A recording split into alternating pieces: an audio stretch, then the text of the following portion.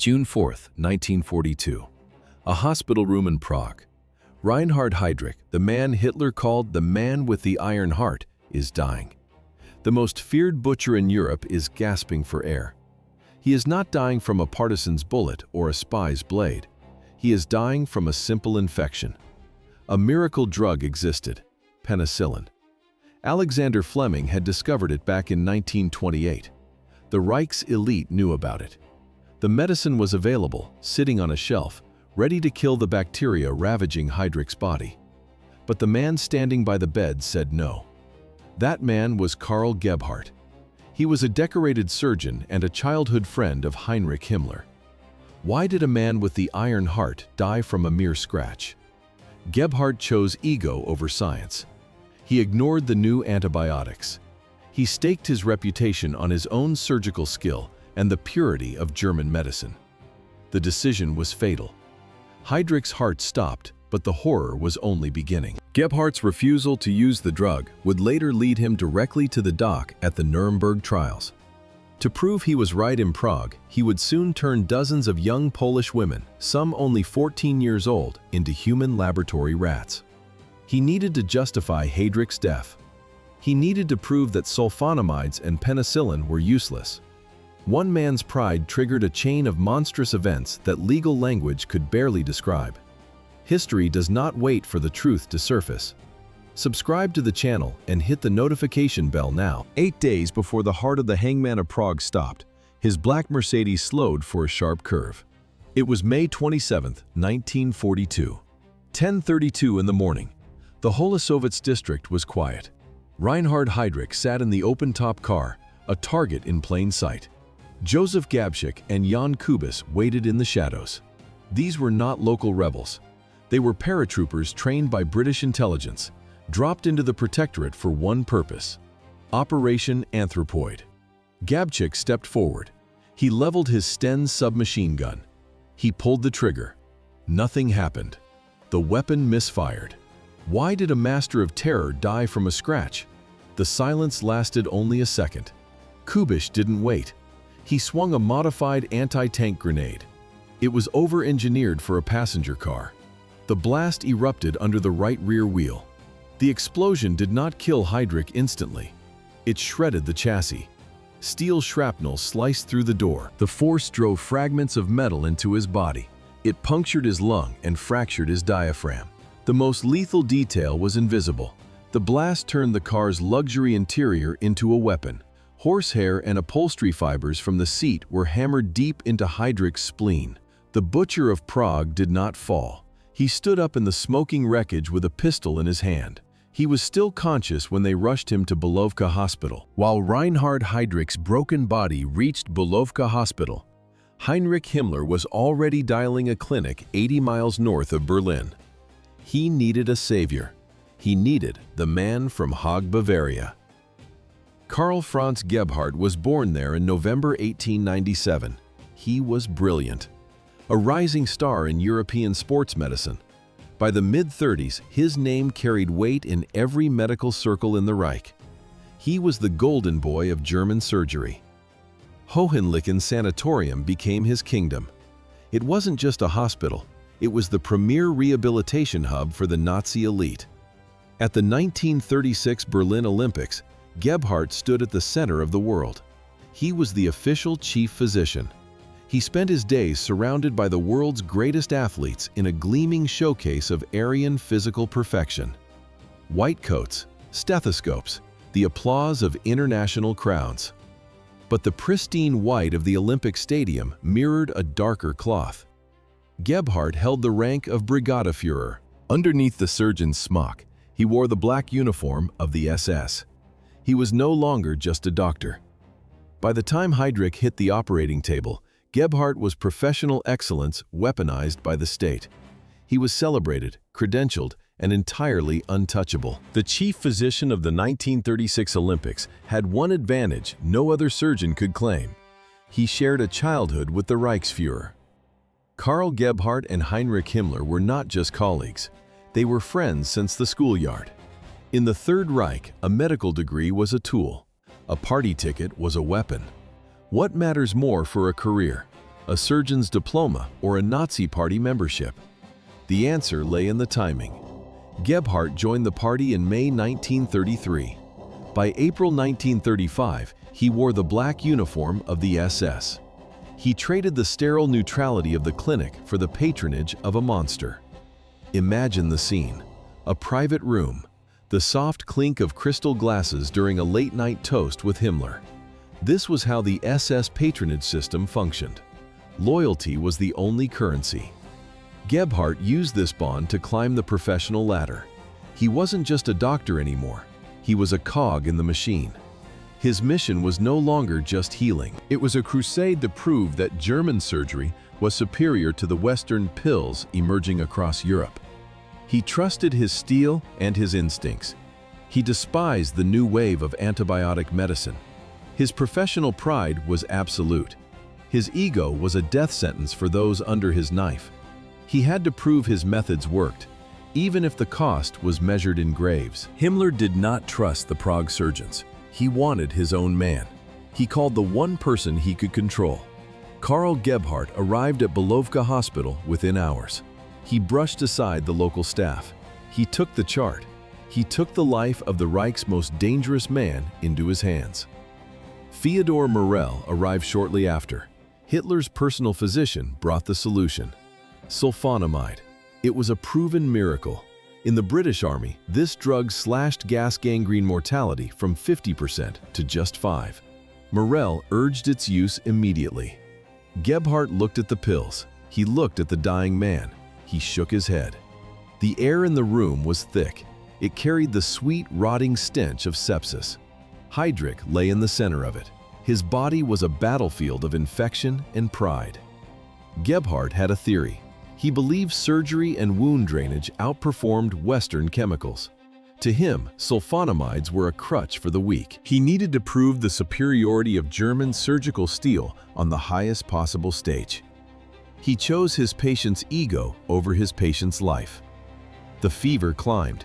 The infection turned the blood into poison. On June 4, 1942, the experiment ended. It took exactly 8 days for a lack of one pill to kill the butcher of Prague. Himmler's phone rang with the news of the death. How to prove that pills are useless? You need the patients to die without them. Reinhard Heydrich was dead. 8 days of fever. 8 days of uncontrolled septicemia. The butcher of Prague had rotted from the inside out. Hitler was beyond furious. He demanded an explanation. He demanded a scapegoat. The finger of the SS High Command pointed directly at Karl Gebhardt. His career was over. His life followed. Gebhardt and Heinrich Himmler had been friends since childhood. They shared school benches before they shared power. Loyalty survived the failure. Himmler offered a lifeline, but it was a deal signed in blood. The logic was cold. To save Gebhardt, they had to invalidate the medicine he refused to use. They had to prove sulfonamides couldn't stop gas gangrene. Clinical failure needed a scientific alibi. Gebhardt didn't hesitate. He accepted the pact. In July 1942, Gebhardt drafted a formal request. He needed human raw material. He needed Ravensbrück. The concentration camp for women was to become his private laboratory. Himmler signed the papers. On July 20, 1942, the official authorization for human experimentation arrived. The permission from July 20th became an operational plan in less than 7 weeks. By September, the sterile silence of the Ravensbrück operating room replaced the echoes of Heydrich's funeral. Karl Gebhardt had his subjects: 74 Polish women, teachers, students, and resistance fighters. The SS doctors called them rabbits. It was a laboratory term for a biological disposable. Doctors called this a field simulation. The women called it a slaughterhouse. Gebhardt claimed he operated on 60 women. Survivors and investigators counted closer to 100. The youngest was 14. The oldest was 25. This was an entire university generation, systematically destroyed in a single ward. The process followed a mechanical rhythm. Fritz Fischer held the surgical hammer. A sharp blow to the shin. The sound of a snapping bone echoed in the room. Dr. Herta Oberhäuser stepped in next. She sliced the skin open with a scalpel. The wound stayed agape. Then came the contamination. They took rusted wood fragments and jagged glass splinters. They rubbed them deep into the raw muscle. They added bacteria to ensure the rot began immediately. The surgeons stitched the skin shut. They wrapped the limbs in heavy plaster casts, sealing the infection inside the dark. Why break bones for statistics? To verify the math of agony. Under the plaster casts, Fritz Fischer's work began to rot. The wounds were sealed. The infection had no exit. Gas gangrene moved fast. It turned muscle into black, bubbling fluid. Gebhardt divided the women into groups. Some received sulfonamides, others received nothing. This was the control group. They were left to die to prove the drug's failure or success. The surgeons rarely used anesthesia. They cut into living tissue while the women remained conscious. 3 prisoners died immediately from the induced gangrene. Others followed. They succumbed to surgical shock or overwhelming sepsis. Pain killed faster than the bacteria. Transplantation of bone and muscle without numbing caused a systemic collapse of the heart and lungs. The doctors didn't stop at infection. They attempted limb transplantation. They carved sections of bone from one woman to graft them onto another. They claimed this would save German soldiers on the Eastern Front. It saved no one. Those who survived the table became permanent invalids with severed nerves and shattered limbs. Working therapy yielded only one result for the SS doctors. Every death was a data point. The survivors faced a lifetime of physical disability. Your wounds are just mosquito bites. SS Inspector Ernst Robert Grawitz stood over the Polish prisoners in September 1942. He looked at the festering incisions. He felt no pity. He felt only disappointment. The inspector's lip curled in a sneer. Grawitz demanded real results for the Wehrmacht. Minor infections were not enough to simulate the horrors of the Eastern Front. He ordered Gebhardt to escalate. The surgeon complied immediately. He selected 24 new victims. Gebhardt opened their legs with a scalpel. He didn't just scratch the skin. He injected pure cultures of gas gangrene deep into the muscle. Then he waited. Within weeks, 3 more women were dead. By May 1943, Gebhardt reached the peak of his career. He traveled to the Berlin Military Medical Academy. While he walked to the lectern, the Warsaw Ghetto uprising was being crushed in a sea of fire. The hall was packed with Germany's medical elite. Clean white coats, polished SS uniforms. Gebhardt opened his files. He spoke with calm precision. He described the agonizing deaths of the rabbits as standard clinical case studies. He showed slides of necrotic flesh. The audience watched. Some took notes. Others applauded. 24 new victims were infected with pure gangrene cultures just to satisfy one inspector's ego. Gebhardt looked out at his colleagues. He didn't hide behind orders. He didn't seek anonymity. He raised his chin and made a statement that would later echo in the Nuremberg courtroom.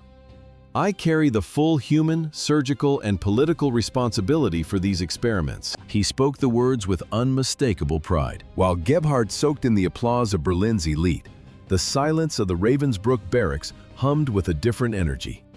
In the shadows, paper scratched against stone. The victims refused to be just clinical data. They turned the camp into a secret archive. Women like Władysława Karolewska began a quiet war of memory. While doctors recorded results, prisoners recorded names. They memorized dates. They tracked every syringe and every scalpel. Notes passed through trembling hands. An informal network of protection formed inside the wire. Those who were healthy shielded those who could no longer walk. They weren't just patients, they were witnesses. Did they know their notes would reach the world? They acted as if they did. When Allied investigators finally opened the gates, the rabbits were ready. They didn't just bring stories, they brought a mountain of clandestine evidence that the SS failed to burn. December 1946. The Nuremberg Tribunal began. The contrast was absolute. Gebhardt sat in the dock, a polished general in a clean uniform. Władysława Karolewska walked into the light of the courtroom. She did not need a long speech. She stood before the judges and pulled up her trouser legs. The room went cold. The jagged, sunken scars on her limbs told a story no lawyer could refute. 23 defendants listened as the victims became the prosecution. Their bodies were the only evidence left. The heavy wooden doors of courtroom 600 swung open. Inside, 23 men in suits and uniforms waited. They looked like bureaucrats, not monsters. But then the victims entered. Women from Ravensbrück walked past the dock, their gait uneven, their legs scarred by bone transplants and gangrene. The air in the room was thick. Defendants pressed black headphones to their ears, listening to the simultaneous translation of their own sins. This was a technical novelty for 1946. It allowed the mechanical hum of justice to move at the speed of speech. On December 9, 1946, the gavel struck. The case was officially titled United States of America versus Karl Gebhardt et al. It was the first international tribunal in history focused solely on medical crimes. 23 doctors and scientists stood accused. The charges? Lethal experiments, forced sterilizations, and systematic murder disguised as science. Karl Gebhardt sat among them, unmoved. He held the rank of SS Gruppenführer. This made him a major general and the highest-ranking medical officer in the entire SS. The dock did not break his pride. Karl Gebhardt sat before the judges with the cold composure of a man who still viewed himself as a savior. His voice remained steady. Every word was deliberate. He spoke of military necessity and the sacred duty of a soldier. Was he merely a subordinate following the chain of command? Gebhardt insisted he was. He argued that the women he disfigured were already condemned by the state. Their lives were forfeit. In his mind, he was simply utilizing raw material for the Reich. The defense was a shield of bureaucracy, but the prosecution held a hammer. The prosecutor reached for a folder. He pulled out a single letter. Gebhardt's eyes remained fixed, but the room grew heavy. This was not a general receiving a directive. This was a personal request. The letter proved the experiments had nothing to do with science. Following the death of Reinhard Heydrich, Gebhardt's reputation was in ruins. He had failed to save the butcher of Prague. He needed a miracle to stay in Himmler's favor. Gebhardt did not follow an order. He begged for an opportunity. The prosecution dismantled the lie of military necessity point by point. They proved he had personally requested permission to conduct the experiments on the rabbits of Ravensbrück. He was a major general. Men of his rank do not just obey. They create the horrors others execute. His true motive was not the front line or the wounded soldier. It was his own career. He traded the flesh of 14-year-old girls for a seat at the table of the elite. August 20th, 1947. The judges prepared to speak.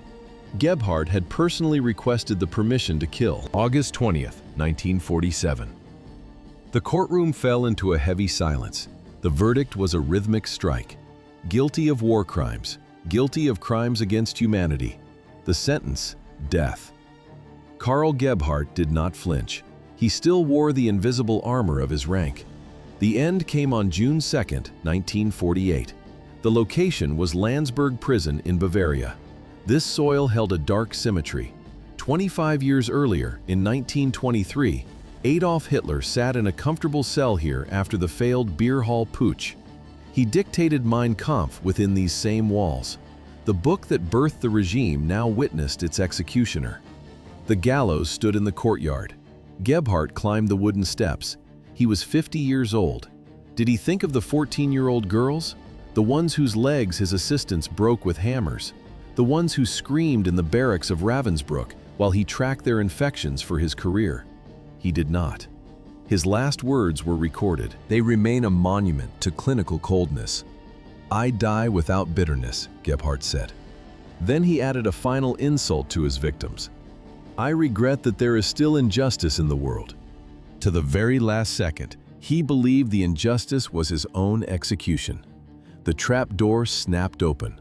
Karl Gebhardt died convinced of his own innocence. The rope tightened. The body was removed. But the legacy of this trial remained in every hospital ward on the planet. Today, you sign a form before a simple surgery. It is a routine, a piece of paper. You rarely read the fine print, but that ink is mixed with the blood of Ravensbrück. How does a man who healed Olympic champions become Europe's primary butcher? The answer is terrifyingly simple. Karl Gebhardt helped craft the nightmare, but his trial built the shield. In the direct aftermath, the court established the Nuremberg Code. 10 foundational principles, 10 lines in the sand. The first principle is the most vital: informed consent. No experiments without permission, no secrets, no forced needles. Any modern clinical trial conducted today traces its DNA to 1947. Every regulation protecting a patient began as a response to Gebhardt's scalpels. The rabbits of the camps did not suffer in silence. Their agony rewrote the laws of global medicine. The man who once mended the world's elite ended his life as its greatest warning. It is the ultimate professional paradox. Karl Gebhardt spent years perfecting the human body, only to be remembered for dismantling it. The transformation of Karl Gebhardt did not happen overnight. It was a slow descent. A white medical coat gradually hidden by the black wool of an SS uniform. He began by making small concessions to his conscience. One membership card, one handshake with Heinrich Himmler, one decision to prioritize ideology over the Hippocratic Oath. He traded the sterile calm of the clinic for the roar of the Berlin podium. He wanted power. He received a license to kill. But how did a surgeon specializing in the elite become a butcher of the defenseless? The answer lay in the laboratory of Ravensbrück. Gebhardt purposefully refused to use sulfonamide antibiotics on his prisoners. He needed them to rot. He needed to prove that surgery alone could save a soldier on the battlefield. He called his victims rabbits. It was a clinical label for the Polish women whose legs he shattered and infected with wood shavings and glass. He treated them like disposable tissue. The rabbits outlived their tormentor. Their scars remained visible long after Gebhardt's reputation turned to ash. They stood in the courtroom and pointed at the man in the white coat. Their testimony built the Nuremberg Code. Modern medicine rests on the pain of those women. Gebhardt left behind no medical breakthroughs. He left only a set of laws written in the blood of his victims. The Nuremberg Code was not a gift from the victors. It was a ransom paid in the blood of those who never left the laboratories. History does not forget. It only waits for us to stop looking. Reinhard Heydrich died in agony, sparking a wave of terror that fueled Gebhardt's rise. Years later, Gebhardt himself stood on the gallows. The cycle of violence closed with a drop of a wooden trapdoor. Between these two deaths lie thousands of ruined lives. This is the weight of the past. If your hands are shaking, history is doing its job. Do not let these names vanish again. Tell us in the comments what hit you hardest. Was it the calculated cruelty of Heydrich, the ages of the rabbits in the camps, or the silence of the man at the gallows? Share this investigation.